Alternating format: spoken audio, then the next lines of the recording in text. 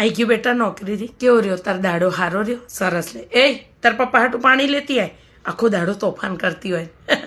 टेटान GeM उछळती होय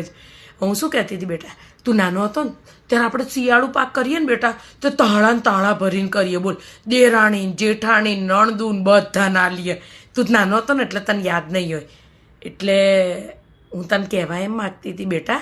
કે આ છે ને વહુ બેટાએ શિયાળુ પાક બનાવ્યો છે તે ચકુન ઘેર થોડો મોકલાવજો તું સમજો વેવાઈ વેલામાં સારું લાગે અને એને એવું લાગે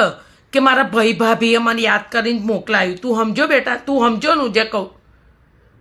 અલા ચકુબેન નથી મોકલાવતા તો ભાઈએ બેનના ઘરનું ના ખવાય કે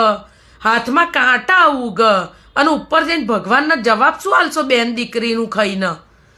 આવું ના આવું કરે બેટા એક શિયાળુ પાક માટે મને તો તાર છે ને તાર બાપુજી યાદ આવી જાય છે કોક વાર તાર બાપો જીવતો તો મારે આવી કરવું પડે છોડીને ઘેર આખા શિયાળાનો એક શિયાળુ પાક ના મોકલે અલા થોડો કર્યો છે તે થોડો મોકલી દો પછી વધારે કરજો તું તાર બહેરીને ચઢે બેટા તું મારો દેવનો દીધેલ દીકરો તો તું કેમ આન રવાડે ચઢી ગયો બેટા